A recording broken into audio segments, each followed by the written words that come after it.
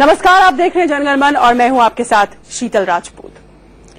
भाईचारे की सीख देने वाली, ईमानदारी का ढोल पीटने वाली और दिल्ली का सिस्टम बदल देने का संकल्प लेने वाली आम आदमी पार्टी आज घर के घमासान में पूरी तरह उलझी हुई है। जिन लोगों ने पार्टी को बनाया, खड़ा किया, दिल्ली में दोबारा सत्ता तक पहुंचाया और कैसे पहुंचाया, कितनी भारी बहुमत के साथ, उनमें से 4 बड़े नेता प्रशांत भूषण, योगेंद्र यादव, प्रोफेसर आनंद कुमार और अजीत झा के पर कतरे जा चुके हैं।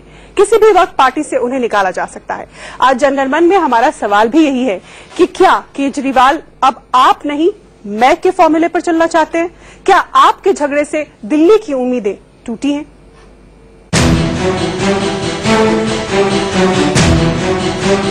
प्रशांत भूषण को अनुशासन समिति के अध्यक्ष पद से हटाने के साथ ही अब प्रशांत के साथ योगेंद्र यादव, प्रोफेसर आनंद कुमार और प्रशांत भूषण को अनुशासन समिति के अध्यक्ष पद से हटाने के साथ ही अब प्रशांत के साथ योगेंद्र यादव, प्रोफेसर आनंद कुमार और अजीत झा को पार्टी से पूरी तरह बाहर निकालने का रास्ता साफ हो गया। आज ये भी साफ हो गया कि आम आदमी पार्टी वही करेगी जो केजरीवाल कहेंगे।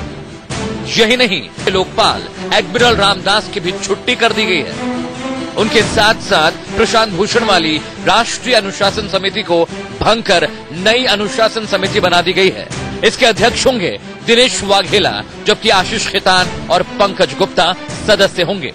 हमने आज एक नई डिसिप्लिनरी कमेटी का भी गठन किया है, नेशनल डिसिप्लिनरी कमेटी। उसमें 3 लोग होंगे, जिसके चेयरमैन होंगे श्री दिनेश वाघेला जी। प्रशांत भूषण कह रहे हैं कि विडंबना है कि जिसने मेरे खिलाफ आरोपों की बौछार की, उसे ही अनुशासन समिति का सदस्य बनाया गया है।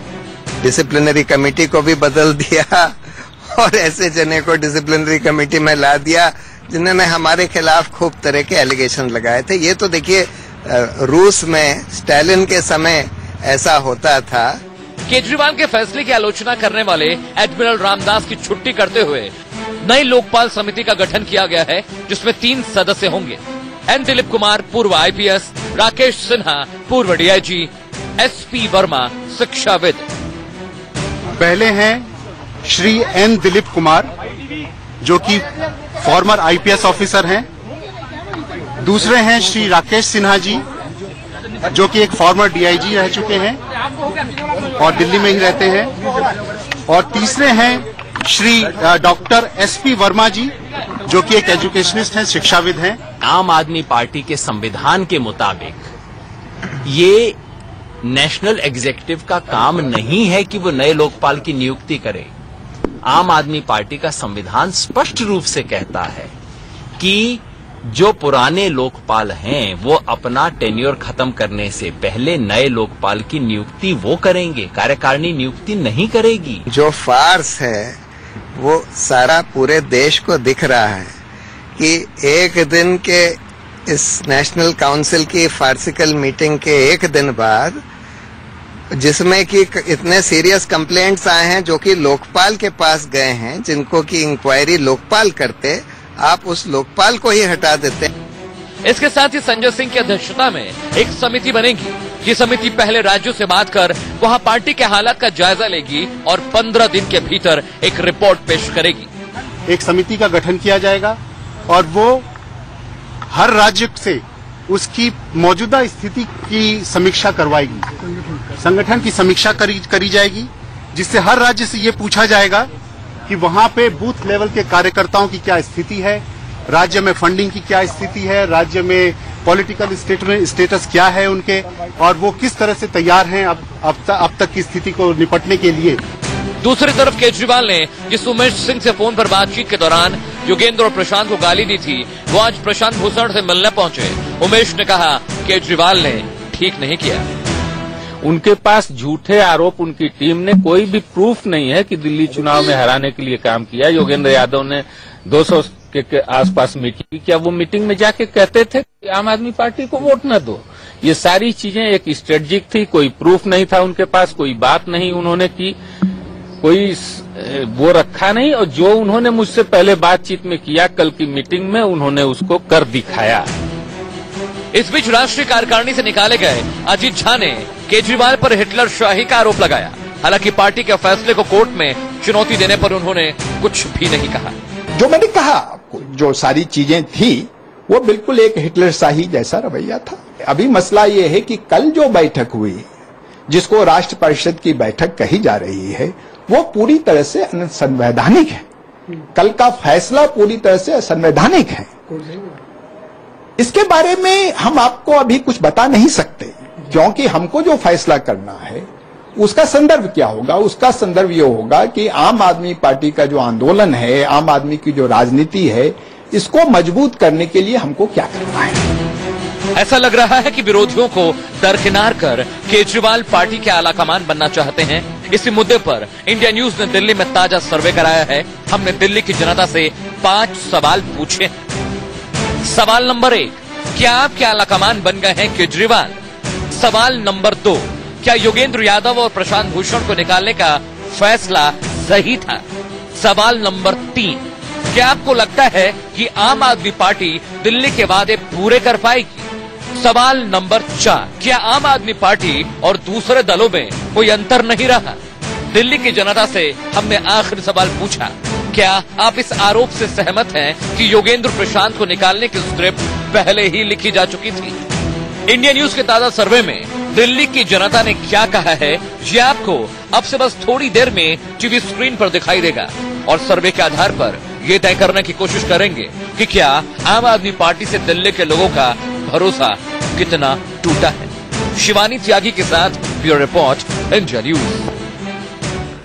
तो क्या आम आदमी पार्टी की आंतरिक कलह से, इस झगड़े से दिल्ली की उम्मीदें टूटी हैं? हमने सर्वे किया, तमाम सवाल पूछे, उनके नतीजे आपको दिखाएंगे। लेकिन पहले आज की इस बहस में अपने पैनल से आपका इंट्रोडक्शन करा देते हैं। हमारे साथ खास मेहमान जुड़ गए हैं। हमारे साथ फिरोज बख्त, पॉलिटिकल एनालिस्ट, राजनीतिक समीक्षक जुड़ गए हैं। हमारे साथ प्रदीप सिंह, वरिष्ठ पत्रकार हैं। आलोक शर्मा, कांग्रेस के प्रवक्ता, हमारे साथ जुड़ गए हैं। इसके अलावा हमारे साथ आरती मेहरा, बीजेपी की नेता, दिल्ली से जुड़ी हुई हैं। और हमारे साथ रमजान चौधरी, आम आदमी पार्टी के नेता, जो ये शिकायत कर रहे हैं कि उनके साथ हाथापाई हुई और मामला भी दर्ज हो गया। इनफैक्ट जो बैठक थी नेशनल काउंसिल की उसके दौरान, उसके बीच में। और साथ ही थोड़ी देर में आम आदमी पार्टी के सोमनाथ भारती भी हमारे साथ जुड़ेंगे। लेकिन उससे पहले हमने दिल्ली की जनता से जो सवाल पूछे, 5 सवाल हमने दिल्ली की जनता से पूछे इस बवाल, ताजा विवाद के बाद, ताजा झगड़े के बाद, हाल फिलहाल में जो हुआ है, आम आदमी पार्टी की साख को कितना नुकसान पहुंचा या नहीं पहुंचा, तमाम मुद्दे थे, उन पे हमने लोगों से सवाल पूछे।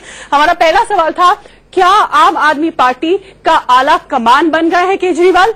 इस पर 69% जनता दिल्ली की कहती है कि हाँ, वो आला कमान बन गए हैं। 25% सिर्फ कहती है कि नहीं, आला कमान वो नहीं है, डिक्टेटर नहीं है, जैसा कि उनके ऊपर आरोप लगाया जा रहा है। और 6% जो है वो डिसाइड नहीं कर पाए, तय नहीं कर पाए कि इसका क्या जवाब वो दें। दूसरा सवाल आप जो देख रहे हैं, क्या योगेंद्र यादव और प्रशांत भूषण को निकालने का फैसला सही था? तो 58% जनता दिल्ली की कहती है कि नहीं, दोनों वरिष्ठों को जो कि पार्टी के साथ शुरू से जुड़े हैं, उनको निकालने का फैसला गलत था। 37% जनता कहती है कि ठीक किया, उनको पार्टी से तो ऑफिशियली अभी नहीं निकाला, लेकिन जो अलग अलग समितियों से, कमेटी से निकाला है, वो बिल्कुल सही है। और 5% जो लोग हैं वो अनडिसाइडेड है, तय नहीं कर पा रहे कि क्या इसका जवाब नहीं लगता। तीसरा सवाल देखें, क्या आपको लगता है कि आप दिल्ली के वायदे अब इस बवाल के बाद, ये तमाशे के बाद पूरा कर पाएगी? तो 55% जनता कहती है कि नहीं, हमें नहीं लगता कि वो पूरा कर पाएगी। 39% जनता कहती है कि हाँ, वो पूरी कर पाएगी। और 6% हमेशा की तरह इस पर तय नहीं कर पा रहे, अनडिसाइसिव हैं कि वो कर पाएगी ये कि नहीं। लेकिन 55% ये कहती है जनता कि उन्हें अब भरोसा नहीं है आम आदमी पार्टी पे कि वो अपने वायदे पूरे कर पाएगी। मैं सबसे पहले चलूंगी प्रदीप जी के पास। आम आदमी पार्टी के सोमनाथ भारती हमारे साथ जुड़ेंगे। लेकिन प्रदीप जी, एक पार्टी जो सिर्फ 1 महीना पहले, 1.5 महीना पहले इतने बड़े मैंडेट के साथ आई, इतना तमाशा हुआ, इतना हमने पब्लिक तमाशा देखा, और उसके बाद अब इस कदर आंकड़ों में फर्क आ गया है। अगर हम इस सर्वे के नतीजे देखें तो अधिकतर लोग ये मानते हैं कि आम आदमी पार्टी जो है वो परफॉर्म नहीं कर पाएगी, वायदे पूरे नहीं कर पाएगी, और आला कमान की भूमिका में अपने आप को ले आए हैं अरविंद केजरीवाल। देखिए, इतनी जल्दी मुझे नहीं याद आता कि बहुत से राजनीतिक दल हुए हैं जो बहुत कम समय में राजनीतिक दल के रूप में सामने आए और सत्ता में आ गए। लेकिन उनसे मोहभंग इतनी जल्दी हो जाए ऐसा तो कोई उदाहरण दूसरा दिखाई नहीं देता। एक बात। दूसरी बात देखिए, अरविंद केजरीवाल को लेकर जो हो रही है, किसी भी राजनीतिक दल के नेता या संगठन के मुखिया की में एक गुण जरूर होना चाहिए, वो है कॉन्फ्लिक्ट रेजोल्यूशन का, विवादों को सुलझाने का। क्योंकि राजनीति को आर्ट ऑफ पॉसिबल कहते हैं कि आप संभावनाएं तलाशते रहिए, बेहतर कैसे कर सकते हैं। आपके लिए सब कुछ बना बनाया सब अच्छा कभी नहीं मिलेगा, किसी को नहीं मिला। तो मतभेद होंगे, झगड़े भी होंगे, मनमुटाव भी होंगे, उसमें से रास्ता जो बनाए वो नेता है। पिछले 1.5-2 महीने का जो घटनाक्रम है उससे हमें यह लगता है कि अरविंद केजरीवाल में ये गुण नहीं है, या है तो वो उसका इस्तेमाल नहीं करना चाहते। अभी तक तो उनका जो भी कंडक्ट रहा है उसमें दिखाई नहीं दिया। मतलब एक लीडर की गुण उनमें नहीं, आप ये कह रहे हैं, बहुत बड़ी बात है। लीडर को कॉन्फ्लिक्ट रेजोल्यूशन करना होता है, जरूर आना चाहिए। अगर आपको राजनीति में लंबे समय तक बने रहना है, कामयाब होना है, तो ये गुण आना चाहिए कि कैसे जो आपके मत के विरोध में है उनको भी साथ लेकर चले। तो ये समायोजन जो है, ये पॉलिटिक्स एक तरह से समाज से सीखती है और सिखाती भी है कि कैसे अपने से विरोधी को भी साथ लेकर चला जाना चाहिए। ये जब देखते हैं लोग तो नेता के प्रति भरोसा बढ़ता है, इसलिए कि वो गवर्नेंस में ट्रांसलेट होता है। बिल्कुल बिल्कुल। आप देखिए एक चीज, गवर्नेंस के इशू पर भी देख लीजिए। पानी के मुद्दे पर मुख्यमंत्री ने दिल्ली के क्या कहा कि वीआईपीज का पानी बंद कर देंगे अगर हरियाणा ने नहीं दिया। ये मुख्यमंत्री की भाषा नहीं है, ये विपक्ष के नेता की भाषा है। अगर आपको लगता है हरियाणा पानी नहीं दे रहा, हरियाणा के मुख्यमंत्री से बात करने की कोशिश कीजिए, केंद्र सरकार से बात करने की कोशिश कीजिए। अगर आपको फिर भी लगे कि नहीं हो पा रहा है तो आप कहिए कि भाई हम कोशिश कर रहे हैं, लेकिन अगर नहीं हुआ तो इसका खामियाजा सबको भुगतना पड़ेगा, सबको इसका नुकसान होगा। और उसमें वीआईपी भी आते हैं। लेकिन मुख्यमंत्री पहले दिन ये बोले कि वीआईपी का पानी बंद कर देंगे, तो ये विपक्ष का कोई नेता तो बोल सकता है जिसके पास करने को कुछ नहीं है, उसके अधिकार में बोलना ही है। लेकिन मुख्यमंत्री को इस तरह की भाषा नहीं बोल सकता। इसलिए मुझे लगता है कि गवर्नेंस पर इसका ये जो झगड़े चल रहे हैं उसका रिफ्लेक्शन दिखाई देगा। फिरोज बख्श साहब, आप भी इस बात से सहमत हैं कि अब अरविंद केजरीवाल एक अच्छे नेता के तौर पर नहीं उभर कर आ रहे, इस सभी कॉन्फ्लिक्ट के बाद वो आला कमान जरूर बन गए हो, जैसा कि 69% दिल्ली की जनता कहती है कि हाँ आला कमान वो जरूर बन गए। हाँ, देखिए, मेरा ख्याल है कि प्रदीप जी ने जो कहा है बिल्कुल जायज कहा है। मैं उनकी बात को थोड़ा आगे और बढ़ाऊंगा। देखिए, अरविंद केजरीवाल को मैं काफी दिन से जानता हूँ, आरटीआई मूवमेंट से जानता हूँ, अच्छे दोस्त भी हैं, इसीलिए मैंने आपसे ये सवाल पूछा। लेकिन मैं समझता हूँ शीतल बहन के वो बहुत अच्छे एक्टिविस्ट हैं। वो धरने दे सकते हैं, वो इल्जाम लगा सकते हैं, वो आरटीआई के सारे काम कर सकते हैं जो जरूरत पड़ती है, लेकिन वो एक अच्छे नेता नहीं है, वो एक अच्छे एमपी नहीं बन सकते, वो एक अच्छे चीफ मिनिस्टर साबित नहीं हो सकते। आप ये देखिए, जब से ये राजनीति में आए हैं, अपना करियर छोड़ के, जो भी ये कहीं IRS ऑफिसर ये जो भी थे, डे 1 से लेकर आखिर तक कुछ ना कुछ उठापटक चल रही है, ड्रामे चल रहे हैं। और जो ये बात कही थी प्रदीप जी ने कि राजनीति सबको साथ लेने की बात होती है, ये अल्टीमेट्स का नहीं है, क्लिनिकल या मैथमेटिकल अल्टीमेट्स नहीं होते, आर या पार, सबको साथ लेके चलना पड़ता है, कहीं कॉम्प्रोमाइज करने पड़ते हैं। ये मेरे ख्याल से अभी तक उन्होंने सीखा नहीं है। हम तो ये सोच रहे थे एक नई परिभाषा लेके आएंगे अरविंद केजरीवाल, जैसा हमने अन्ना के मूवमेंट को देखा था, नया परिवेश, नया परिधान, और ये कि नया पर्यावरण और वातावरण लेके आएंगे। मगर अफसोस की बात है, जैसा कि वो फहमीदा रियाज एक शायरा है, उन्होंने कहा है, तुम भी बिल्कुल हम जैसे निकले। अब दूसरी जो पार्टीज है वो कह रही है क्या फर्क है आप में और दूसरी पार्टीज में। दूसरी पार्टीज में इस तरह से खुले आम यूं ये सब होते नहीं देखा। नहीं, देखिए, मुझे लगता है ये स्तर बहुत ज्यादा गिर गया। बिल्कुल, मैं एक सेंटेंस में बात को खत्म करता हूँ शीतल। जो हम दूसरी पार्टीज में देखते हैं तो ठीक है, मैं समझता हूं कि जितना निम्न स्तर हो चुका है आम आदमी पार्टी का आज की तारीख में, मेरे ख्याल से कांग्रेस हो, बीजेपी हो, सपा, बसपा, लोजपा और ये जितने भी कम्युनिस्ट दल हैं, मैं समझता हूं दूध के धुले हुए हो गए। इन्होंने इन सब पार्टीज को एक तरह से तमगा दे दिया है, इनको एक्सेप्टेंस दे दी है। जिस तरह का यहाँ जो माहौल हम रोज देखते हैं, सड़क पे आ गई है ये राजनीति, बड़ा अफसोस होता है हमें। और सबसे बड़ा नुकसान जो हुआ है वो ये हुआ है। कल को अगर गांधी जी अपनी समाधि से निकल के आते हैं, जयप्रकाश नारायण आते हैं, कोई उनका यकीन नहीं करेगा। ये बच्चे सामने बैठे हैं, कल को अगर ये कोई मूवमेंट चलाते हैं, कल को अगर कोई ये इनकलाब लेने की बात करते हैं या आंदोलन चलाते हैं, कोई इनके ऊपर यकीन नहीं करेगा, आपके या मेरे ऊपर। तो ये आंदोलन की जो एक एक्टिविज्म है ये खत्म हो चुका है। मुझे इस बात का बड़ा अफसोस है। और आखिर में सबसे बड़ा अफसोस उन कार्यकर्ताओं के लिए है, वॉलंटियर्स के लिए। इनमें से भी बहुत से वॉलंटियर्स ऐसे बैठे होंगे, कॉलेज के बच्चे हैं, स्कूल के जिन्होंने अरविंद केजरीवाल का आंख बंद करके हमारा इतना साथ दिया होगा। आज ये सोचते होंगे कि हमने सही किया अरविंद का साथ। ठीक है, बिल्कुल आपके पास फिर आऊंगी, सभी के पास आऊंगी, लेकिन क्योंकि हम बात कर रहे हैं कि स्तर कैसा हो गया, कितने निम्न स्तर पर चली गई राजनीति इस झगड़े से, खुल्लम खुल्ला इस झगड़े से, इस पर बात करने के लिए अच्छा इस बीच हमारे साथ सोमनाथ भारती भी जुड़ गए हैं। पहले रमजान चौधरी के पास चल लेती हूँ, आम आदमी पार्टी के नेता। रमजान साहब, हमने जो स्तर गिरा है, इतनी स्तरहीन चीजें देखी हमने हाल फिलहाल में, आपने खुद आरोप लगाया कि नेशनल काउंसिल की बैठक के दौरान आपके साथ बदसलूकी हुई।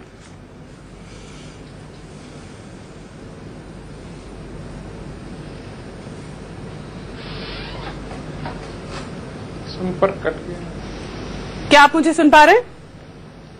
रमजान साहब, आप मुझे सुन पा रहे हैं? हाँ, सुन पा रहा हूँ मैम, सुन पा रहा हूँ। बिल्कुल, यहाँ यही चर्चा, सुन पा रहा हूँ। पैनल का ये मानना है और 69% दिल्ली की जनता का भी ये मानना है हमारे सर्वे के मुताबिक कि अरविंद केजरीवाल आला कमान जरूर।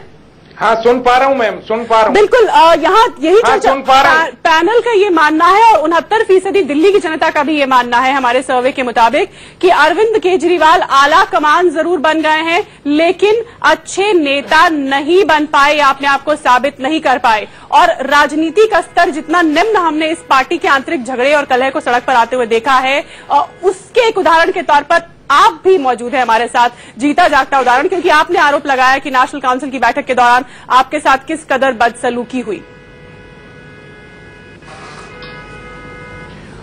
शीतल जी, सबसे पहले तो मैं बताना चाहूंगा कि जब हम कल वहां पहुंचे और एक दिन पहले से ही हमको ये मैसेज मिल रहे थे कि ये सारी चीजें हो रही हैं, बाउंसर अरेंज किए जा रहे हैं और मीटिंग का स्थान सिर्फ एक दिन पहले बताया जाएगा और कौन कौन लोग लिस्ट तैयार कर रहे हैं, किनको हटाया जा रहा है, किनको लगाया जा रहा है। उसके बाद जब वहां पहुंचते हैं तो घंटों की मशक्कत के बाद हम गेट तक पहुंचते हैं और वहां ये नारे लगाए जाते हैं कि कांग्रेस ने बुलाया है, चलो बुलावा आया है, गद्दारों को वापस करो। ये गेट से ही हम सुनते आए और उसके बाद 10 चेकिंग हमने पार की, बैरियर्स पार किए। उसके बाद हमारे जूते जुराब सारे उतार लिए गए। उसके बाद हमारे पेन, मोबाइल, तमाम चीजें जमा कर ली गई और उसके बाद जब हमारी एंट्री हुई तो वहां ऐसे लोग अंदर खड़े हुए थे जिस तरह से, मतलब हमने कभी उनको, मैं आंदोलन से जुड़ा हुआ साथी हूं, शुरू से मैंने कभी उन लोगों को वहां नहीं देखा।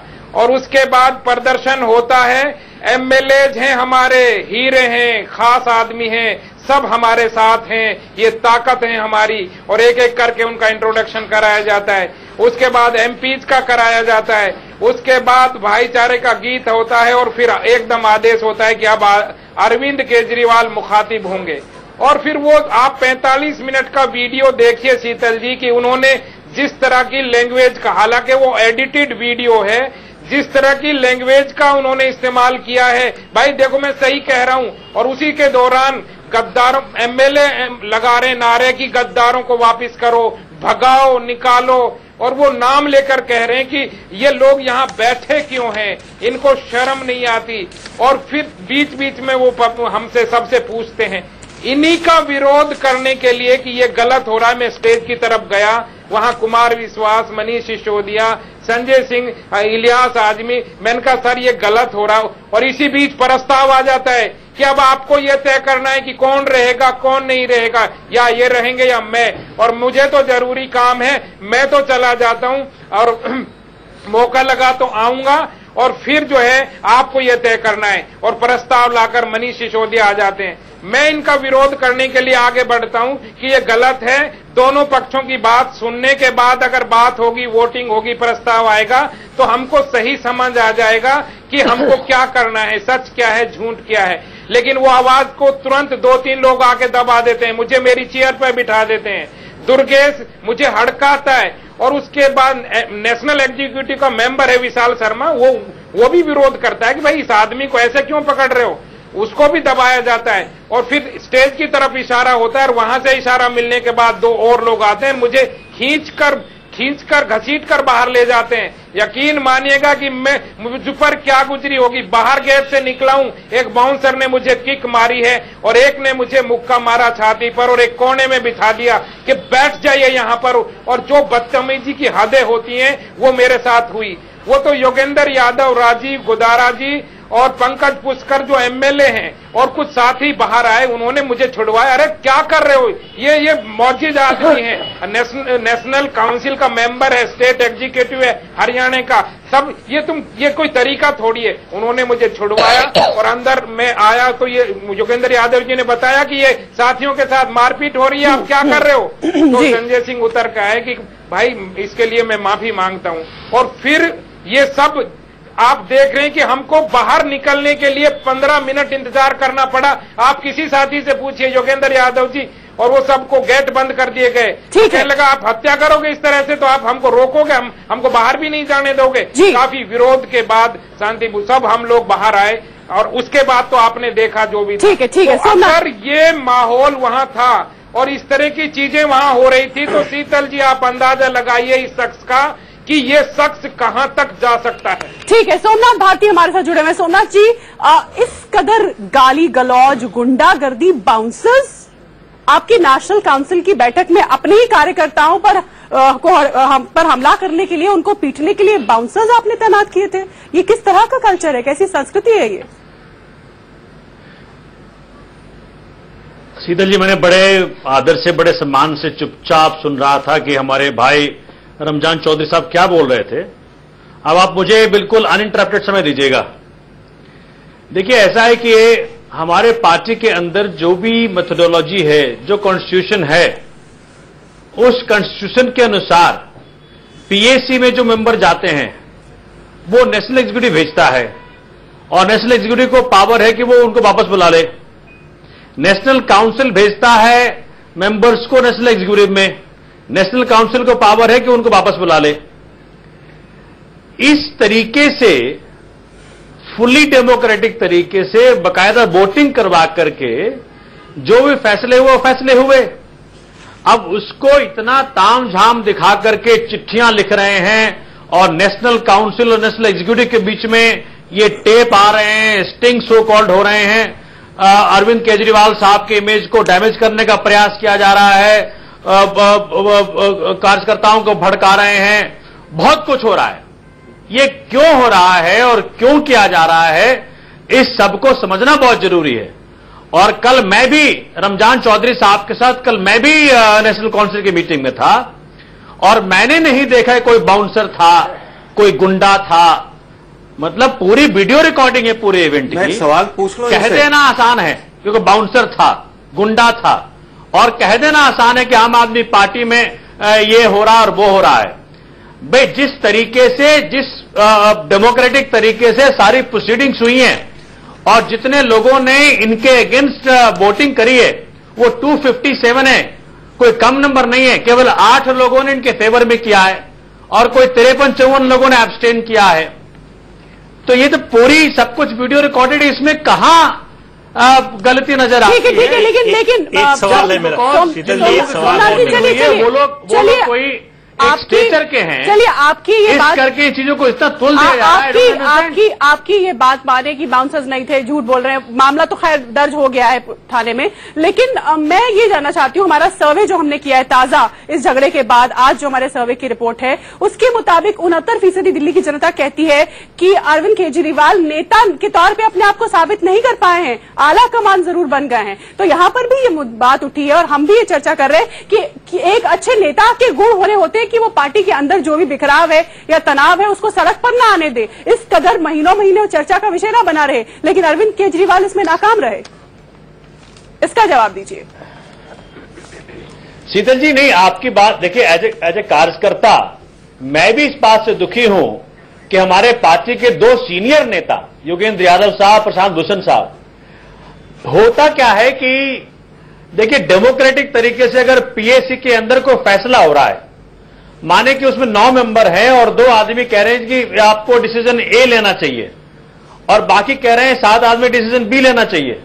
अब जो आदमी डिसीजन ए कह रहा है लेने के लिए, या तो वो बाकी सातों को समझा ले, और नहीं तो मेजॉरिटी के साथ चल करके इस बात को मान ले कि नहीं भाई जो 7 आदमी फैसला कर रहे हैं वो ठीक है। ठीक है, आप अपनी बात पूरी कीजिएगा। एक ब्रेक का वक्त हो रहा है, सोमनाथ भारती आप अपनी बात पूरी कीजिएगा ब्रेक के बाद, और आलोक जी और साथ ही आरती मेहरा के पास भी चलेंगे इस पर बात करने के लिए। हमारी ये खास पेशकश, ये बहस जारी है, आप देखते रहिए जनगणमान। अब हमारा आज का मुद्दा ये है कि पिछले लगभग 1 महीने से जो चल रहा है आम आदमी पार्टी का, जो सबके सामने जो तस्वीरें आ रही है, जिस तरह की बातें निकल कर आ रही हैं, स्टिंग्स निकल कर आ रहे हैं, बयान आ रहे हैं, और अब तो बाउंसर्स और झगड़े और मारने पीटने की भी बात हो रही है। इस सब के बाद हमने ताजा सर्वे कराया दिल्ली की जनता के बीच कि जिस पार्टी को उन्होंने इतना बहुमत दिया, इतना मैंडेट दिया, जिस नेता को उन्होंने मुख्यमंत्री चुना, उसके बारे में अब उनकी क्या राय है। तो अहम बात यह कि 69% दिल्ली की जनता ये कहती है कि अरविंद केजरीवाल आला कमान बन गए हैं, जरूर नेता, बड़े नेता के तौर पर अपने आप को साबित नहीं कर पा रहे। और उससे भी ज्यादा चौंकाने वाली बात यह कि 55% दिल्ली की जनता ये कहती है कि उन्हें अब भरोसा नहीं है कि आम आदमी केजरीवाल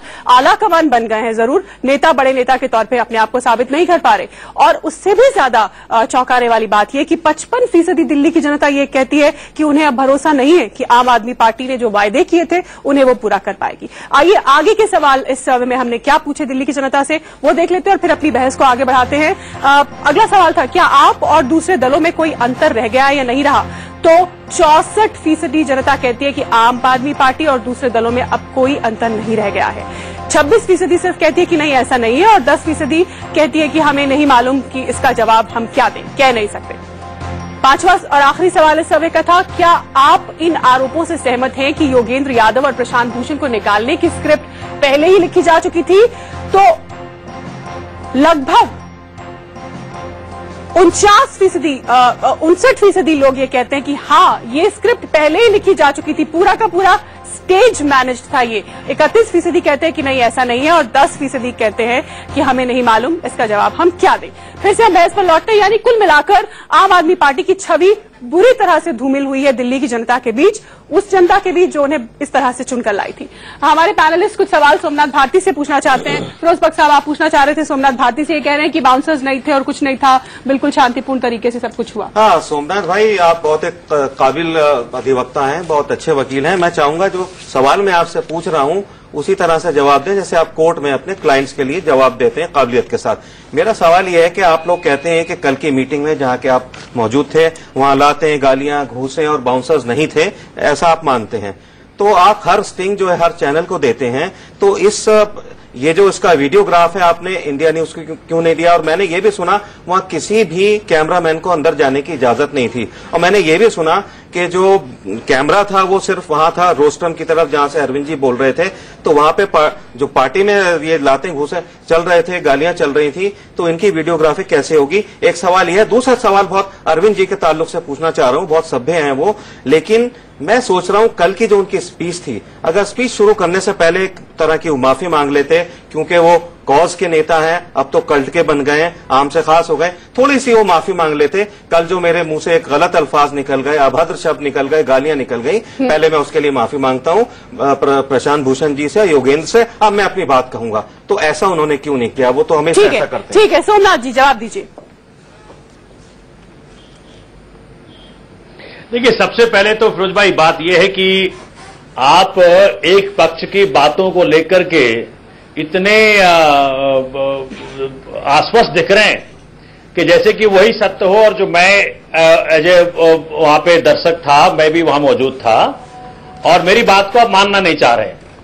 आप यही सवाल उनसे पूछ लेते कि भाई आप बताएं क्यों सोमनाथ भारती झूठ बोल रहे हैं, कैसे प्रूफ करेंगे? अच्छा, वीडियो जारी क्यों नहीं कर देते? क्या है कि ये वीडियो ही जारी कर दीजिए आप। जनरल मीटिंग नेशनल काउंसिल, नहीं बता रहा हूं, नहीं इसका वीडियो जारी कर दीजिए। मैं पूछूं सारे सवालों पर सवालिया निशान जो लग रहे हैं, मीटिंग होती हो आप नहीं, उस पर किसी को आपत्ति नहीं है। आप अपने बोर्ड मीटिंग की वीडियो जारी करेंगे। इस बैठक पर लोगों ने आरोप लगाया, थाने में मामला गया है, पुलिस के पास मामला गया है। सब रखवा लिए। इंडिया न्यूज को आप कंपेयर आम आदमी पार्टी से कैसे कर सकते हैं? मीडिया हाउस को, आप सत्ताधारी दल हैं, आपने वोट दिया है जनता का। 57 लोगों के सिग्नेचर्स क्या आप चैलेंज कर रहे हैं? एक चीज आपको बता दें, 257 लोग क्या बेवकूफ साइन किया हुआ है? लोग आपके मेंबर नहीं थे। एक चीज बता दें आपको भारती जी, हिंदुस्तान में जितनी पार्टियां हैं सबके नेशनल काउंसिल जो डेमोक्रेटिक तरीके से बातें चल रही मीडिया हैं के लिए खुली होती है, उसको हम क्या मीडिया स्क्रूटनी के लिए छोड़ देंगे? नहीं, पहले तो आप सब कुछ लेकर मीडिया के सामने जाते थे। आप पहले मीडिया हर चीज को लेकर मीडिया के पास जाते थे और इस बार भी नहीं घुसने दे। बात बेबात प्रेस कॉन्फ्रेंस करते हैं। मैं पहले एक सवाल पूछना चाहता हूं आपसे, अगर मुझे परमिशन दें। एक सवाल मैं पूछना चाहता हूं आपसे, जो आपने आती जा रही हूं आपके पास, इतने % लोगों ने ये कह दिया, उतने % लोगों ने ये कह दिया, हम भी हैं, इतने दावे के साथ जो आप पेश करना चाह रहे हैं, आप मुझे बताएं कि आपने आज तक कोई 10 महीना हो गया भाजपा सरकार को आए, आपने आज तक कोई ऐसा सर्वे बनाया ना, आपने किसी से पूछा? अगर आप पूछ लिया होता तो हो सकता है भाजपा को कुछ मालूम पड़ गया होता कि भाई क्या करना चाहिए उनको दिल्ली के चुनाव जीतने के लिए। कारण क्या है कि बहुत जल्दी, माना ये दुर्भाग्यपूर्ण रहा, लेकिन भाजपा हो या कांग्रेस या वेस्टेड इंटरेस्ट के लोग हों, इन सबको लगता है तनिक मौका मिले और आम आदमी की पॉलिटिकल एबिचुरी निकालने में कोई देर नहीं करते, भाई तुरंत सब कुछ खत्म होता जा रहा है। मौका तो आप ही देते हैं। सब कुछ खत्म हो गया। एक सवाल है मेरा। ठीक है आरती जी इतना बड़ा करें, हमने 24 वादे पूरे कर दिए। ठीक है आरती जी, आप कुछ कहना चाह रही हैं, आपको जोड़ना चाह रही हैं? वादे हैं, हम यहाँ पे जनता के प्रति जवाबदेह हैं। हम जवाबदेह मेरा सिर्फ जनता के प्रति है। जनता के प्रति जितने वादे किए उसको पूरा करके दिखाएंगे, जी के दिखाएंगे, करके दिखाएंगे, भ्रष्टाचार मुक्त दिल्ली बना के दिखाएंगे। ठीक है प्लीज सवाल के जवाब तक खुद को रिस्ट्रिक्ट रखिए प्लीज, तो बहुत अच्छा होगा। इनका 45 मिनट का भाषण सुबह से टीवी ने सबने चला दिया है, अरविंद केजरीवाल जी ने जो भाषण दिया है, लेकिन सच्चाई ये शीतल जी की भरोसा टूट गया है और नेता नेतृत्व नहीं दे पा रहे। नेता फ्रंट से करते हैं, एक इकबाल से सरकार चलती है और वो इकबाल बिल्कुल नहीं है। अब देखिए अंजलि दमानिया के बाद मेधा पाटेकर तक मेधा परिकर ने भी पूरा इनके सिस्टम से विश्वास उठ गया है, ऐसा कह के पार्टी की प्राइमरी मेंबरशिप से रेजिग्नेशन दे दिया है। अब इतना कायर है ये नेता, 45 मिनट तक बोलता है और कहता है कि मैं पूछना चाहता हूं प्रशांत भूषण से, मैं पूछना चाहता हूं योगेंद्र यादव से, और अपनी बात कहता है और बात कह के निकल जाता है और बात कह के निकल जाता है। स्टिंग का महानायक इनका नेता अपने ही स्टिंग में बुरी तरह से फंस जाता है। इतने अभद्र शब्द बोलना, ये सोमनाथ भारती जी भी अभद्र भाषा बोलने में बहुत माहिर है। इतनी अभद्र भाषा बोलना और किस तरह से पूरी जनता ने देखा, और आपका सर्वे खुद देखिए शीतल जी, अगर आरती जी ने फैसला कर लिया है कि अनादर पूर्वक बात करेंगे मेरे बारे में भी और अरविंद जी के बारे में भी, तो ठीक नहीं, आपने चैनल को क्या बदनाम करवा रहे हैं। जब ये नहीं ऐसा कुछ नहीं है, हमने आपको भी पूरा मौका दिया अपनी बात रखने का, वो भी अपनी बात रख रही है। ठीक है प्रदीप जी, आपको सवाल पूछना चाह रहे थे, मेरा एक बोलिए कि शब्दों पे कंट्रोल रखें, मैं चला जाता हूँ, अपने भाव पे कंट्रोल रखें, माना इनसे हजम नहीं हो रहा है। ठीक है सोमनाथ भारती, आपके लिए एक सवाल है। सोमनाथ भारती, आपके लिए एक सवाल है, आपके लिए एक सवाल है। प्रदीप जी सोमनाथ भारती जी, मेरा एक सवाल है आपसे, एक सवाल है आपसे, हार कैसे हजम कर। ठीक है सवाल सुन लीजिए प्लीज, सवाल सुन लीजिए। सोमनाथ भारती जी, एक सवाल है मेरा छोटा सा। आप वकील हैं, अच्छे वकील हैं, आप अदालत में भी देखते हैं, एक शब्द है नेचुरल जस्टिस।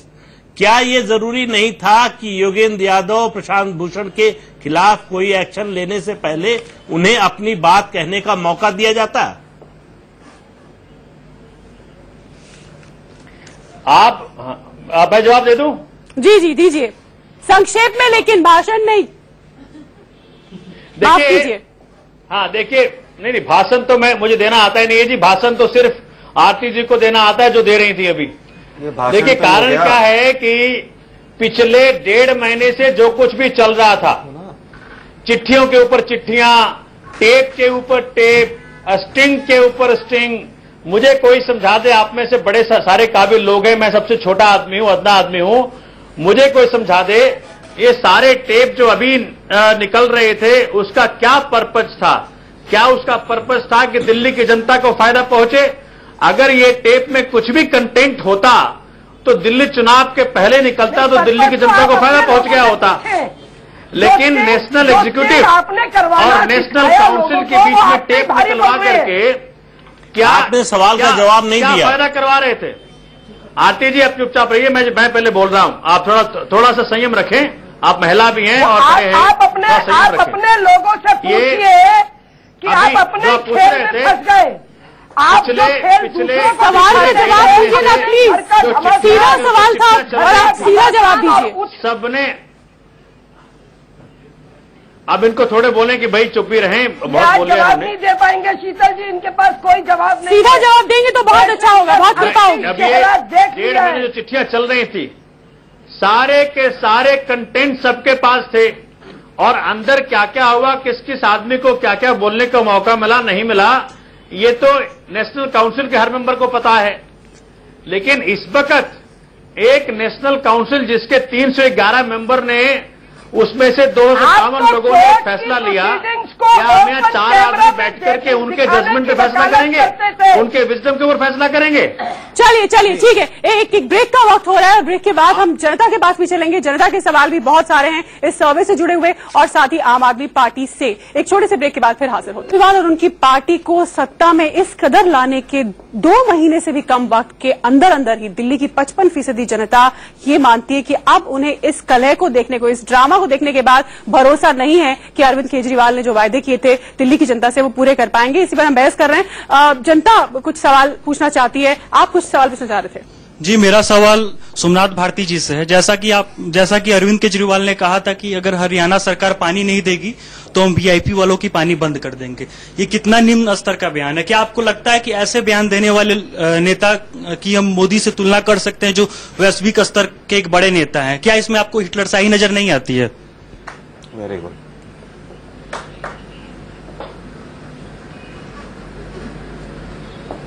वैसे आप भी विवादित बयान देने के लिए जाने जाते हैं। हाँ जी सोमनाथ जी, हेलो, सवाल सुना आपने या नहीं सुना है?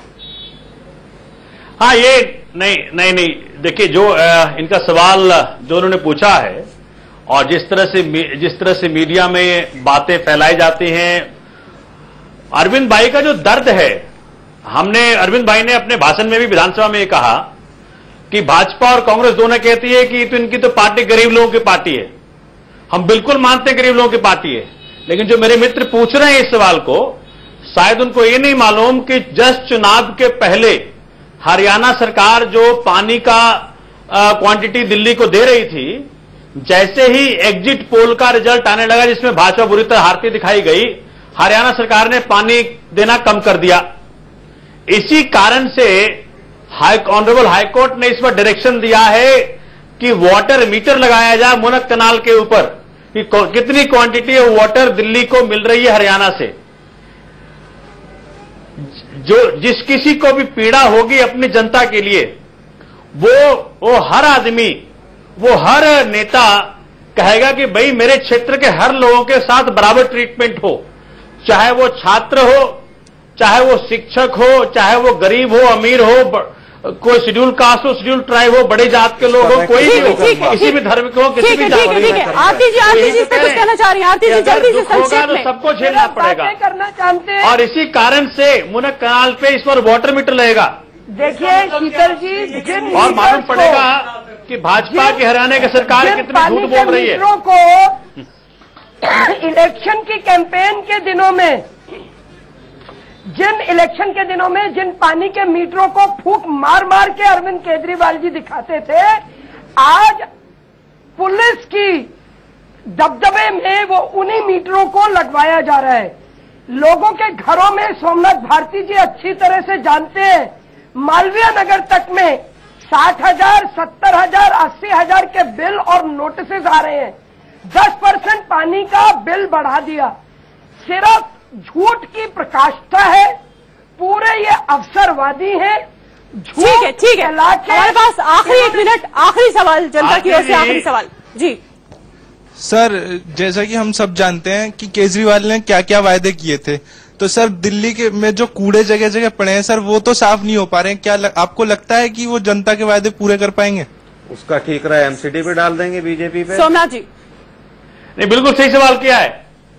अभी आप देखिए, जो मेरे मित्र एक पहले कह रहे थे कि मोदी साहब बड़े विश्वस्तरीय नेता हैं, सबको बोला 15 लाख रुपए सबके अकाउंट में आएंगे, काला धन आएगा। आप अपने सवाल का जवाब दीजिए प्लीज, प्लीज प्लीज। आज ये चले गए, जो सवाल आपसे पूछा गया उसका जवाब दीजिए। सवाल का जवाब दिया। और ये जो मित्र पूछ रहे हैं, नहीं, मेरे मित्र ने जो सवाल पूछा एमसीडी के बारे, जो दिल्ली में गंदगी फैलाई जा रही है एमसीडी के द्वारा, के कर्मचारियों का उनका सैलरी नहीं मिला, कोई इनसे ये पूछे कि भाई भाजपा वालों, पिछले 1 साल से तुम सो रहे थे? पिछले 1 साल से तुमको मालूम नहीं पड़ा कि तुम्हारे पास सैलरी देने के पैसे नहीं है?